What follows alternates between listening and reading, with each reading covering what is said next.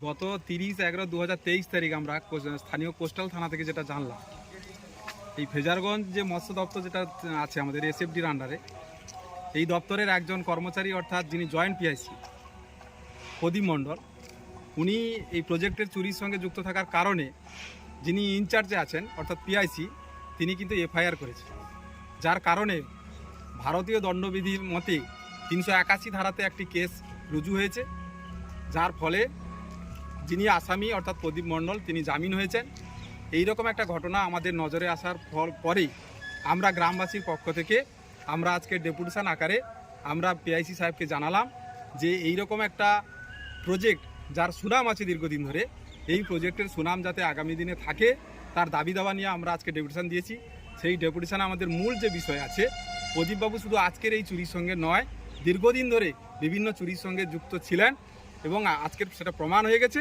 আগামী দিনে এর তদন্তের মাধ্যমে যাতে সঠিক বিষয়টা সামনে আসে তার জন্য আমরা আজকের আবেদন রেখেছি পিআইসি সাহেবের। আপনার নাম? আমার নাম দিব্যেন্দু মণ্ডল, আমি এই প্রজেক্ট এরিয়ার সংলগ্ন গ্রামবাসী ছিলাম। লোকাল আমাদের তৃণমূল কংগ্রেসের পক্ষ থেকে এসএফডিসিতে আমাদের এসএফডিসির একটি শাখা ফেজারগঞ্জ ফিশারি প্রজেক্টে এখানে গত 30/11/2023 আমরা জানতে পারি যে এখানকার ফিশারির কিছু স্টাফ এবং একজন অফিসারের সঙ্গে যুক্ত আছে।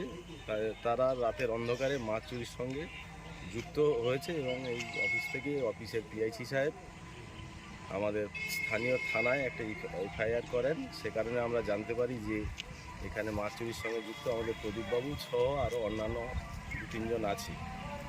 তো সে কারণেই আমরা ঘটনাটি জানার পরে পিআইসি সাহেবের সঙ্গে যোগাযোগ করি। উনি বললেন, আমাদের ঘটনাটা জানালেন। আজকে আমরা একটা স্মারকলিপি হিসাবে আমরা দিলাম ওনাকে, যে এই যে প্রদীপ মণ্ডল মহাশয় যার নামে আজকে যে অভিযোগগুলো আছে, তিনি চুরির সঙ্গে যুক্ত অনেক দিন ধরেই। কারণ উনি যে বেতনটা পান আমরা পরোক্ষভাবে, যার নামে অভিযোগ, উনি মূলত কি করতেন এখানে? উনি এখানকার একজন অফিসার, জয়েন্ট পিআইসি। তো উনি দীর্ঘদিন ধরে ওনার যে এই কার্যকলাপ চলছে সেটা আমরা ওনার আর্থিকভাবে যে উনি বলবান হয়ে উঠছে সেটা আমরা বুঝতে পারলাম। উনি ওনার একটি বাড়ি, যেটা আমাদের এই ফিশারি প্রজেক্টের সম্পত্তির উপরেই হয়েছে, এবং উনি ওনার বল খাটিয়ে একটি দোতলা বাড়ি করেছেন প্রায় 20 লক্ষ টাকা খরচ করে। এবং উনি গত বছরই এই ন্যাশনাল হাইওয়ে আমাদের এই গ্রাম এলাকায় ঠিক রোড থেকে 10 সেকেন্ডের দূরে, মানে 10 সেকেন্ড হেঁটে গেলে এরকম একটা সামনে একটা পজিশান, প্রায় 10 শতক জায়গা, হ্যাঁ, ওটা হচ্ছে যে 10 লক্ষ টাকায় কিনেছেন উনি। তো একজন স্টাফ মানে তার যা মানে এই চুরির সঙ্গে যুক্ত থাকার কারণে ওই ফুলে ফেপে উঠাটাকে আমরা পরবর্তীকালে লক্ষ্য করেছিলাম যে এর এই যে অবৈধভাবে এই টাকা পয়সা বা এই যে সম্পত্তি বা ওনার চলাফেরার মধ্যে অনেক মানে অসঙ্গতি ছিল। সে কারণে আমরা ওনাকে ফলো করেছিলাম এবং পরবর্তীকালে জানতে পারলাম যে ফিশারি প্রজেক্টের যে অফিসার তিনি হাতে নাতেই ধরেছেন যে উনি মাছ। মূলত কতজনের নামে হয়েছে এটা? আমরা যতটা জানতে পেরেছি 3 জনের নামে হয়েছে। তো এই 3 জনের নায়ক হচ্ছে যে আমাদের প্রদীপ মণ্ডল আর 2 জন কর্মচারী,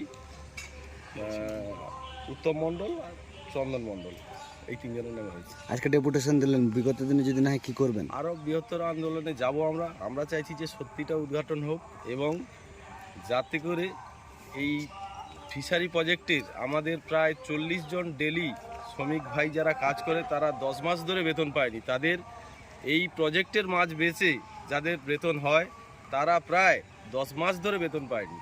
এদের বেতনটা আটকে যাচ্ছে শুধু এই কয়েকজনের চুরির কারণে। সে কারণেই আমরা হয়তো আগামী দিনে বৃহত্তর আন্দোলন। আমার নাম এবং পরিচয়?